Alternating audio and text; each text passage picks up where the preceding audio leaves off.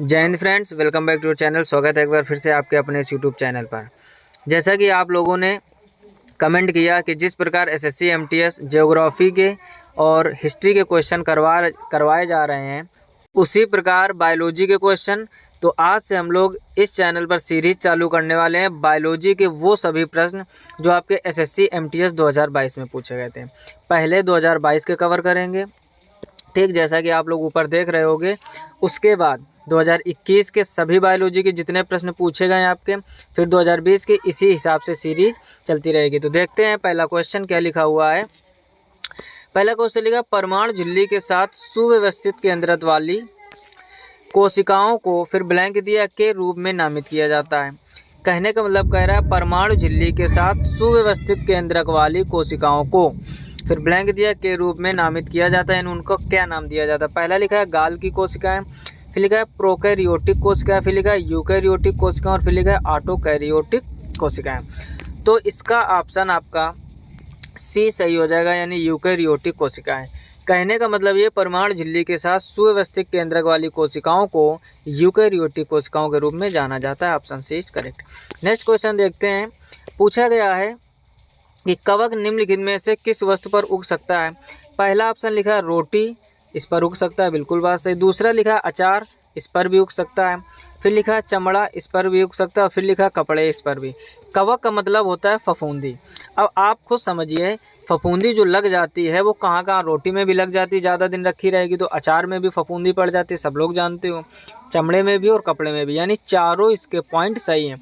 अब हम लोग विकल्प देखते हैं। पहला लिखा है पहला, दूसरा और तीसरा, इसमें चौथा नहीं दिया गया तो ये गलत हो जाएगा। यहाँ केवल पहला दूसरा, ये भी गलत। फिर लिखा है पहला तीसरा, ये भी गलत। और फिर लिखा है पहला दूसरा तीसरा चौथा, तो ऑप्शन इसका डी सही हो जाएगा। यानी जो कवक होता है आपका वो रोटी, अचार, चमड़ा, कपड़े सब पर उग सकता है।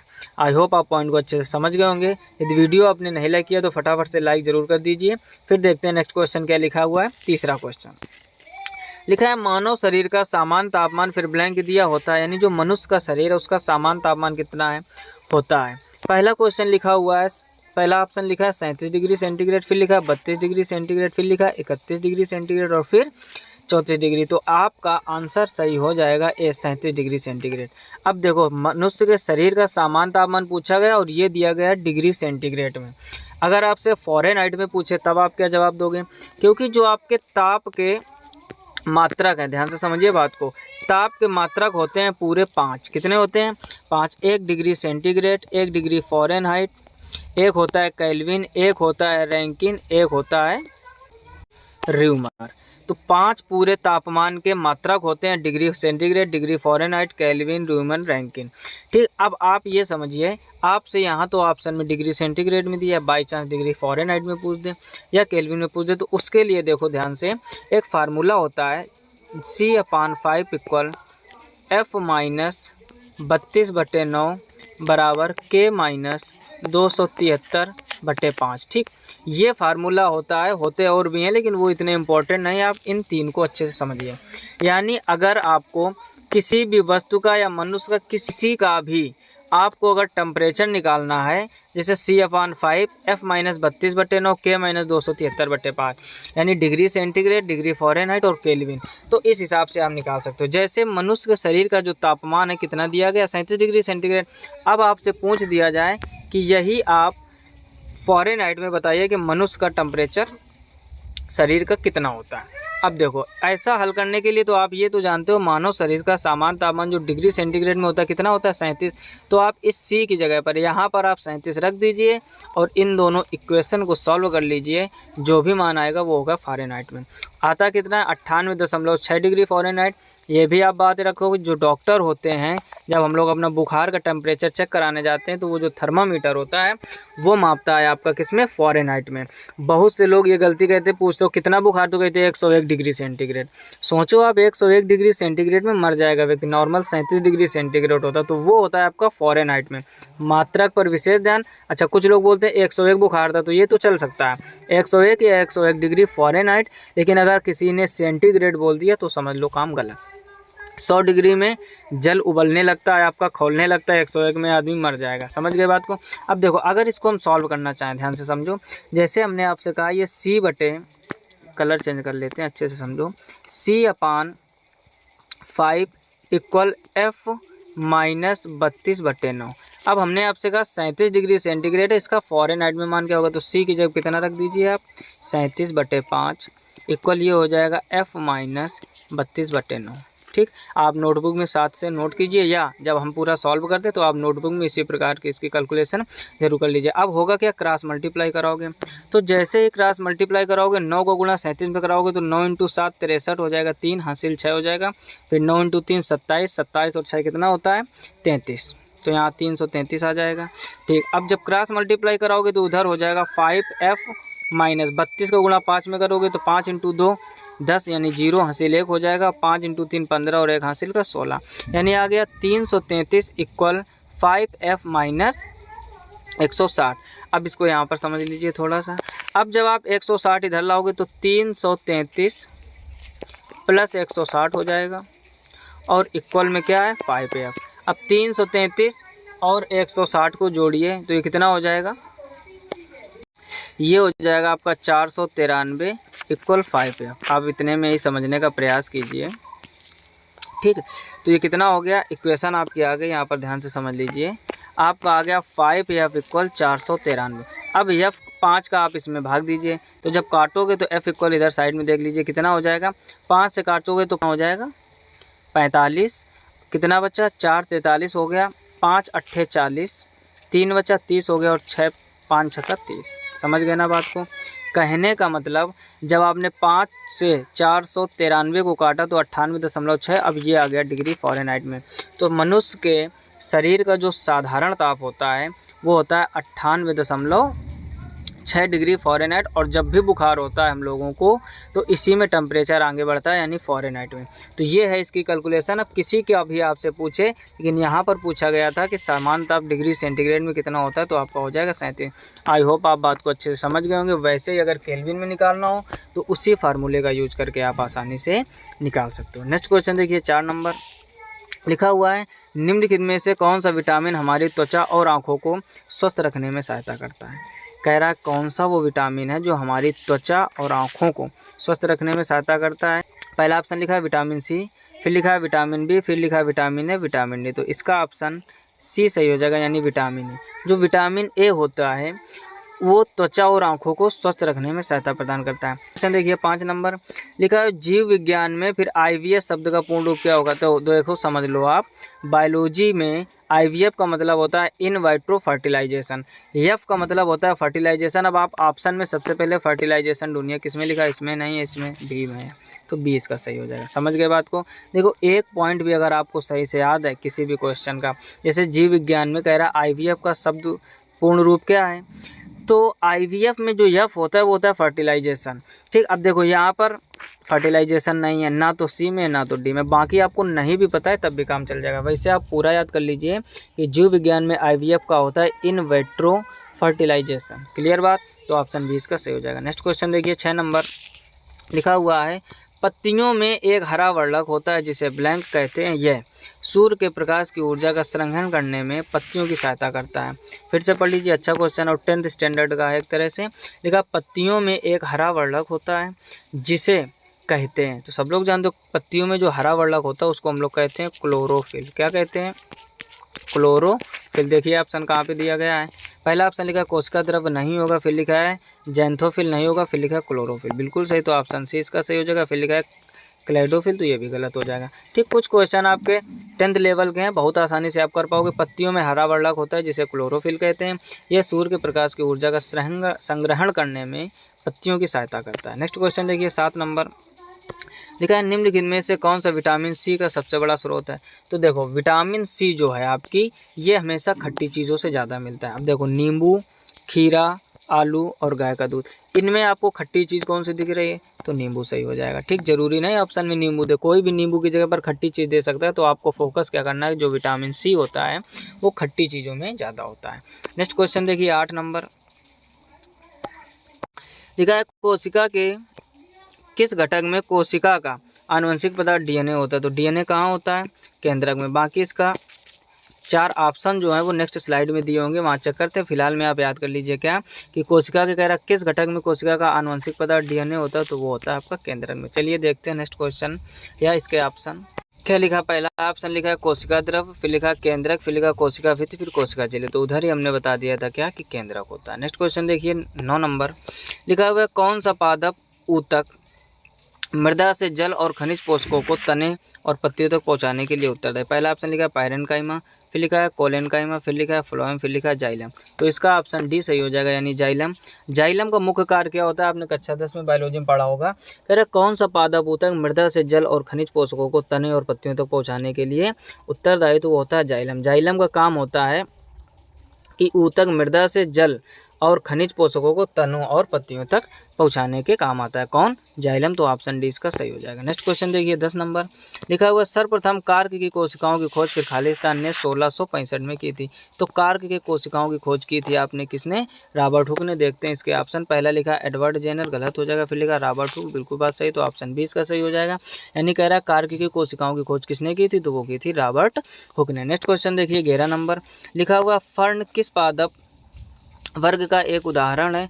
तो क्वेश्चन क्या पूछा गया, फर्न किस पादप वर्ग का एक उदाहरण है? पहले लिखा है ब्रायोफाइट, फिर लिखा है फाइनरोगैम, फिर लिखा है टेरिडोफाइट और फिर लिखा है थैलोफाइट।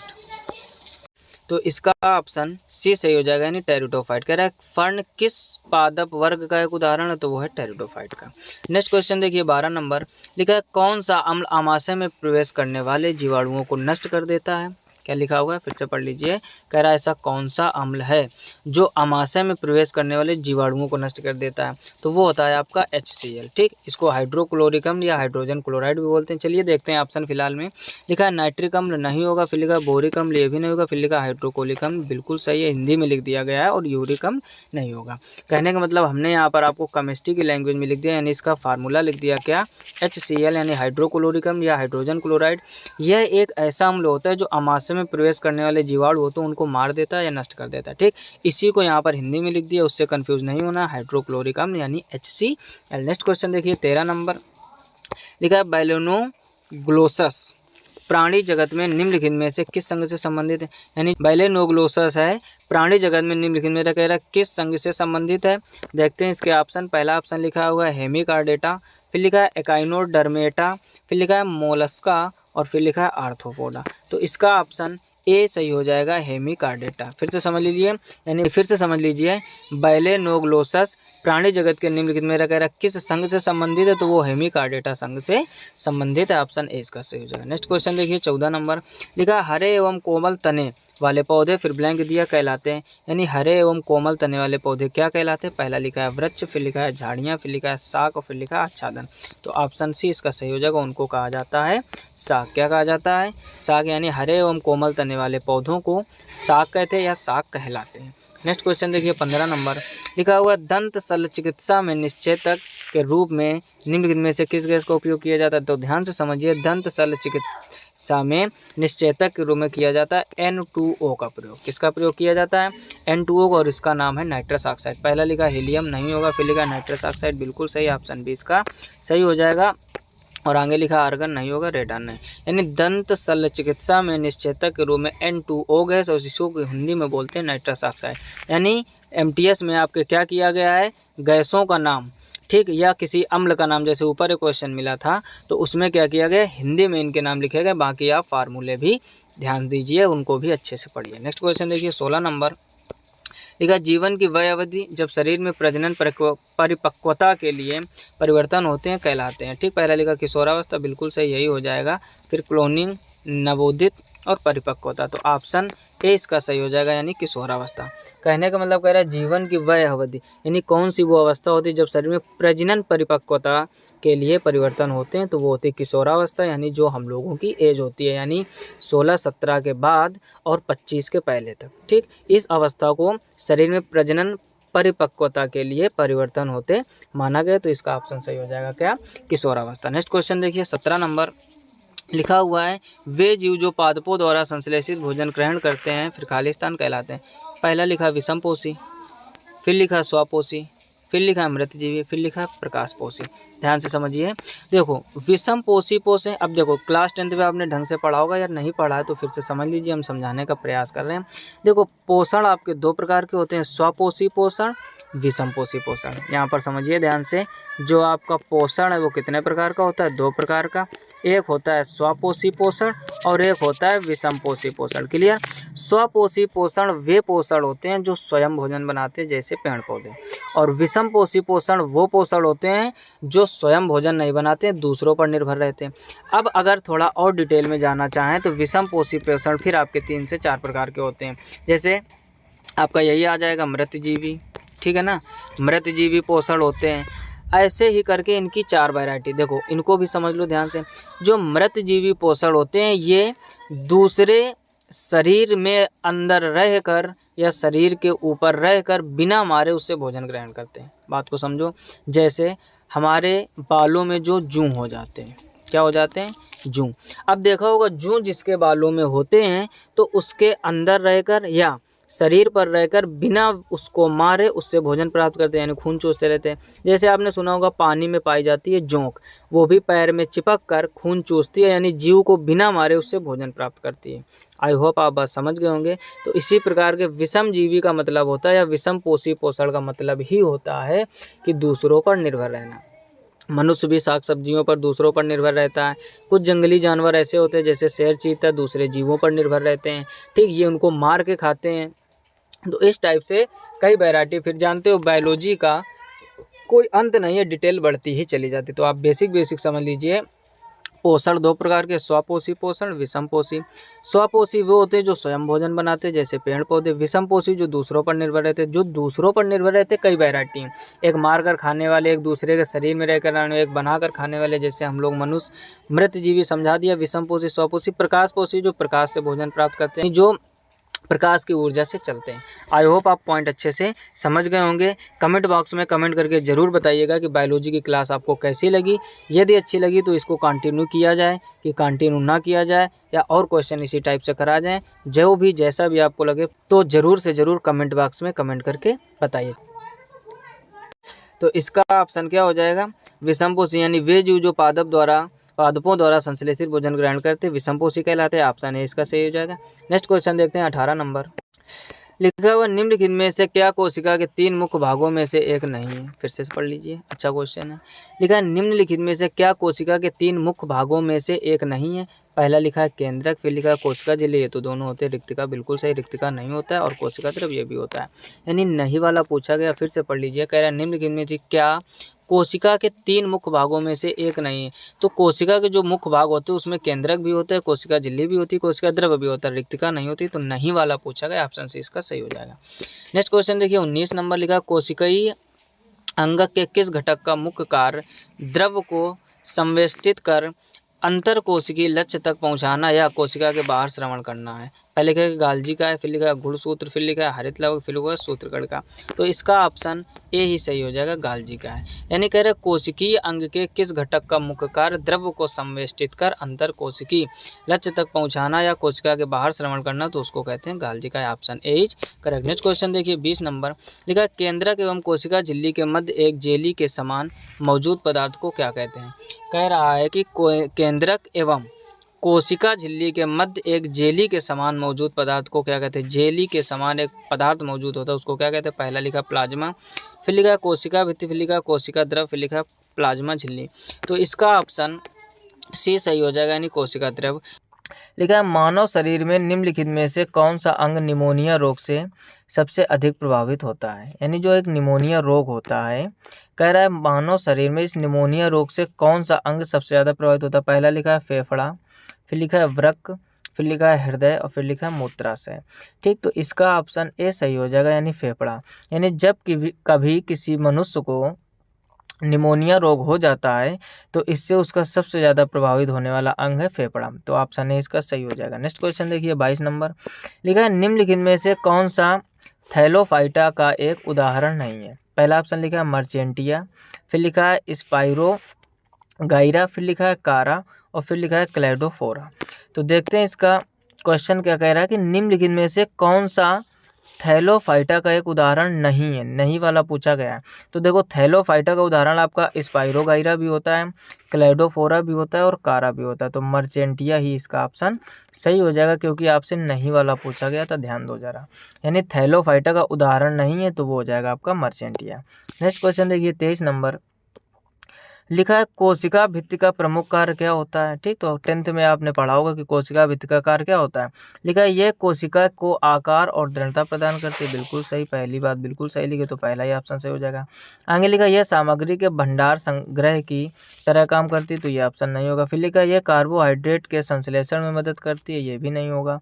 ये कोशिका विभाजन के लिए उत्तरदायी होती है, ये भी नहीं होगा। ठीक, तो पहला पॉइंट इसका सही हो जाएगा, यानी यह कोशिका को आकार और दृढ़ता प्रदान करती है। कौन? कोशिका भित्ति। इंपॉर्टेंट क्वेश्चन है, आप तैयार कर लीजिए, कई बार ये एसएससी के एग्जाम में आ चुका है। नेक्स्ट क्वेश्चन देखिए 24 नंबर, लिखा है भ्रूण की वह अवस्था जिसमें सभी शारीरिक भागों की पहचान हो सके, फिर ब्लैंक दिया है, कहलाता है। यानी भ्रूण की वह अवस्था कौन सी है जिसमें सभी शारीरिक भागों की पहचान हो सकती है। पहला लिखा है युग्मनज, फिर लिखा है गर्भाशय, फिर लिखा है गर्भ और फिर लिखा है डिम्बोत्सर्जन। तो इसका ऑप्शन सी सही हो जाएगा, यानी गर्भ। यानी भ्रूण की वह अवस्था जिसमें सभी शारीरिक भागों की पहचान हो सके उसको गर्भ कहते हैं या गर्भ कहलाता है। नेक्स्ट क्वेश्चन देखिए 25 नंबर, लिखा हुआ है, पहले ही ब्लैंक दिया, फिर लिखा है ने जैव विकास की अवधारणा को अपनी पुस्तक द ओरिजिन ऑफ स्पीसीज में दिया। फिर से पढ़ लीजिए, पहले ही ब्लैंक दिया है, फिर कह रहा है ने जैव विकास की अवधारणा को अपनी पुस्तक द ओरिजिन ऑफ स्पीसीज में दिया। यानी जैव विकास की अवधारणा को द ओरिजिन ऑफ स्पीसीज में दिया, वो कौन व्यक्ति थे। देखते हैं इसका ऑप्शन, पहला लिखा हुआ एडवर्ड जेनर, फिर लिखा है अरस्तु और फिर लिखा है चार्ल्स डार्विन और फिर लिखा है रॉबर्ट ब्राउन। तो इसका ऑप्शन सी हो जाएगा, यानी चार्ल्स डार्विन। यानी चार्ल्स डार्विन की ही ये पुस्तक है द ओरिजिन ऑफ स्पीसीज। इन्होंने इस पुस्तक में जैव विकास की अवधारणा को प्रस्तुत किया, तो इसका ऑप्शन सी सही हो जाएगा। नेक्स्ट क्वेश्चन देखिए 26 नंबर, लिखा टमाटर में मुख्यतः कौन सा अम्ल पाया जाता है। पहला ऑप्शन लिखा है कार्बनिक अम्ल, फिर लिखा है ऑक्सैलिक अम्ल, फिर लिखा है टार्टरिक अम्ल, फिर लिखा है एसिटिक अम्ल।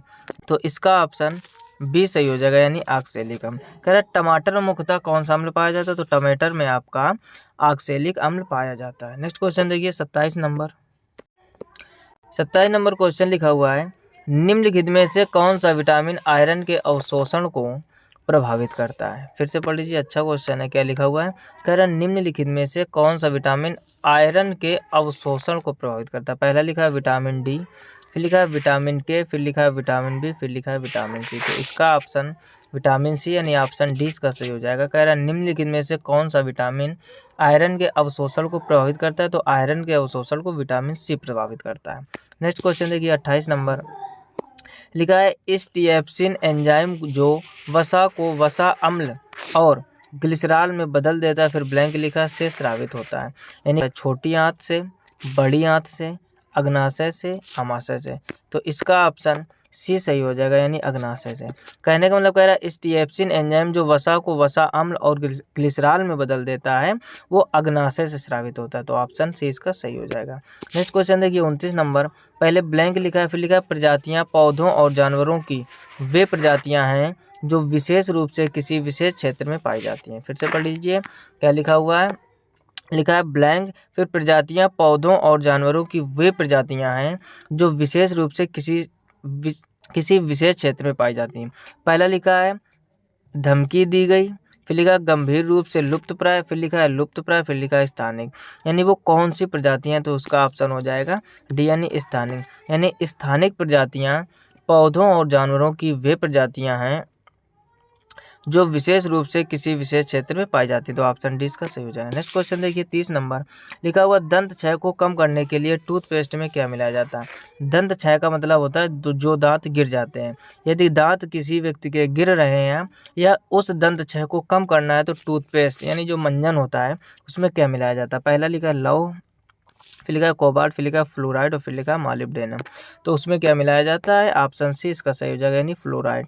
यानी दंत क्षय को कम करने के लिए टूथपेस्ट में फ्लोराइड को मिलाया जाता है। नेक्स्ट क्वेश्चन देखिए 31 नंबर, लिखा हुआ है बेरी बेरी निम्नलिखित में से किसकी कमी से होता है। तो बेरी बेरी रोग कमी होता है विटामिन बी से।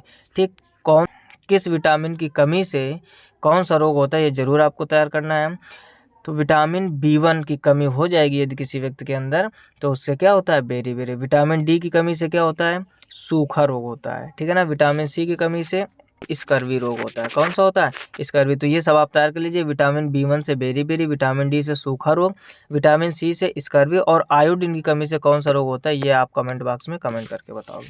ठीक, आपको भी कुछ अपनी तरफ से चीज़ें तैयार करनी है और कमेंट बॉक्स में बताना है कि आयोडीन की कमी से क्या होता है या कौन सा रोग होता है। फिलहाल में इसका ऑप्शन ए सही हो जाएगा, यानी B1 की कमी से बेरी रोग हो जाता है। नेक्स्ट क्वेश्चन देखिए 32 नंबर। 32 नंबर में लिखा हुआ है, लिखा है जनन की वह प्रक्रिया जिसमें केवल एक ही जीव भाग लेता है, फिर ब्लैंक लिखा कहलाता है। पहला लिखा अलैंगिक जनन, फिर लिखा इन विट्रो निषेचन, फिर लिखा बाह्य निषेचन, फिर लिखा है लैंगिक जनन। तो देखो ध्यान से समझो, कह रहा है जनन की वह प्रक्रिया जिसमें केवल एक ही जीव भाग लेता है, यानी एक ही जीव के द्वारा जीव उत्पन्न हो जाना या जनन हो जाना, तो उसको कहते हैं अलैंगिक जनन, ठीक है ना। यानी अलैंगिक जनन एक ऐसी प्रक्रिया जिसमें एक ही जीव भाग लेता है और वह जनन प्रक्रिया होती है। नेक्स्ट क्वेश्चन देखिए 33 नंबर। 33 नंबर का क्वेश्चन लिखा हुआ है, लिखा है निम्नलिखित में से कौन सी सभी जीवित जीवों के लिए ऊर्जा का अंतिम स्रोत है, यानी सभी जीवित जीवों के लिए ऊर्जा का अंतिम स्रोत कौन है। पहला लिखा है सूर्य, फिर लिखा है वायु, फिर लिखा है मिट्टी, फिर लिखा है पानी। तो सब लोगों को पता है बिना सूर्य के जीवन संभव नहीं है, बिना प्रकाश के जीवन संभव नहीं है, तो वायु और पानी के बिना भी नहीं। लेकिन इन ऑप्शनों के अनुसार अकॉर्डिंग टू ऑप्शन सूर्य कह रहा है निम्नलिखित में से कौन सा सभी जीवित जीवों के लिए ऊर्जा का अंतिम स्रोत है, तो वो है आपका सिर्फ और सिर्फ सूर्य। तो ऑप्शन ए इसका सही हो जाएगा। नेक्स्ट क्वेश्चन देखिए 34 नंबर। लिखा हुआ ऐसी कोशिकाएं जिनमें केंद्रक पदार्थ केंद्रक झिल्ली के बिना होता है, फिर ब्लैंक लिखा है कहलाती हैं।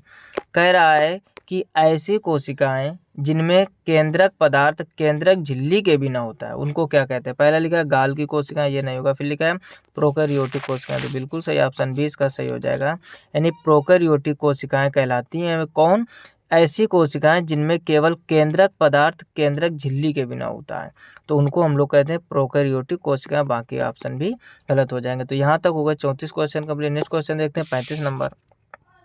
लिखा है वो फूल के अंतरतम भाग को, फिर ब्लैंक दिया, कहा जाता है, यानी फूल के अंतरतम भाग को क्या कहा जाता है, तो उसको कहा जाता है, लिखा बादल नहीं होगा, पुंकेसर ये भी नहीं होगा, पंखुड़ियाँ ये भी नहीं होगा, स्त्रीकेसर बिल्कुल सही है।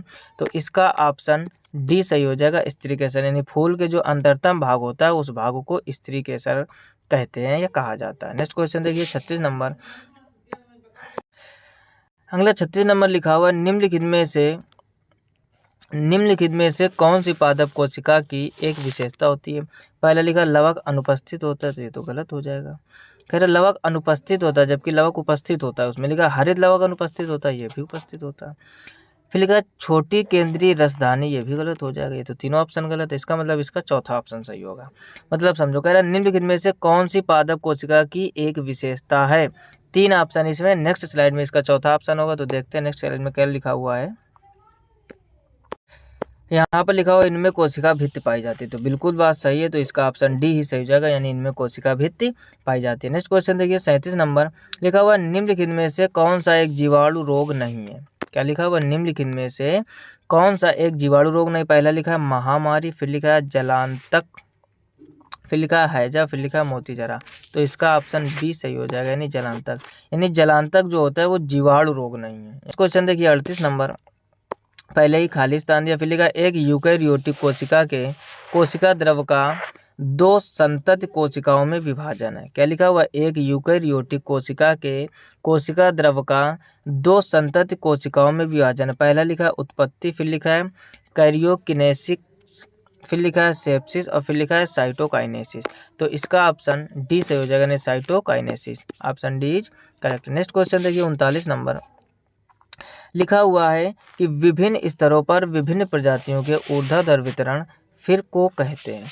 यानी विभिन्न स्तरों पर विभिन्न प्रजातियों के जो ऊर्ध्वाधर वितरण है उनको क्या कहते हैं। पहला लिखा है अपघटन, गलत हो जाएगा। फिर लिखा है जैववर्धन, ये भी गलत हो जाए। फिर लिखा है सह विकास, ये भी गलत हो जाए। फिर लिखा है स्तर विन्यास, बिल्कुल सही है। तो ऑप्शन इसका डी सही हो जाएगा, यानी स्तर विन्यास। विभिन्न स्तरों पर, नाम यहीं से समझो आप, यहाँ स्तरों पर पूछा गया, यहाँ भी वर्ड क्या लिखा है स्तर, यानी विभिन्न स्तरों पर विभिन्न प्रजातियों के ऊर्ध्वाधर वितरण को स्तर विन्यास कहते हैं, स्तर विन्यास कहा जाता है। नेक्स्ट क्वेश्चन देखिए 40 नंबर। लिखा हुआ पौधों को वृद्धि के लिए पोषक तत्वों की आवश्यकता होती है जिसकी आपूर्ति फिर ब्लैंक दिया द्वारा की जा सकती है।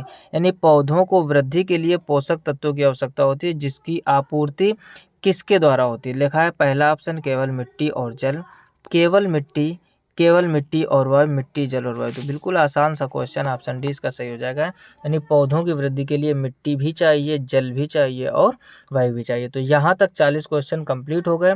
आई होप आपको जानकारी बहुत अच्छी लगी होगी। यदि वीडियो को अभी तक लाइक नहीं किया तो फटाफट से लाइक कर दीजिए और कमेंट बॉक्स में एक प्यारा सा कमेंट कर दीजिए और अपने दोस्तों में ज़्यादा से ज़्यादा शेयर कीजिए।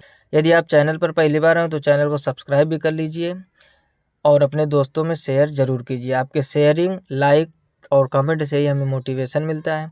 मिलते हैं नेक्स्ट वीडियो में, तब तक अपना ख्याल रखिए, अच्छे से पढ़ाई करते रहिए। तब तक के लिए जय हिंद, राधे राधे।